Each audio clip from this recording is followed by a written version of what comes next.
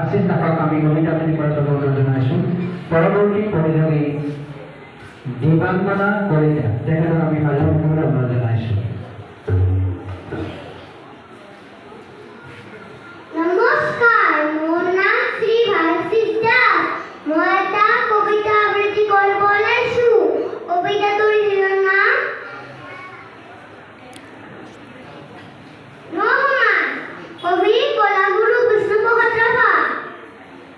অ জুমে জুমে আহ কেঁচা সোণ, আহ বনোৱাৰ দল, ন পোহৰৰ জিলিকি হানি যাওঁ আগুৱাই বল।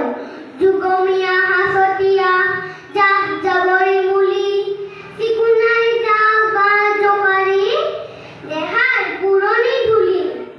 নতুন হাঁচত নতুন ভাৱত ন ধৰা দুজলি, আগুৱাই যাওঁ লগৰীয়া দেখুৱাও গাৰ বল।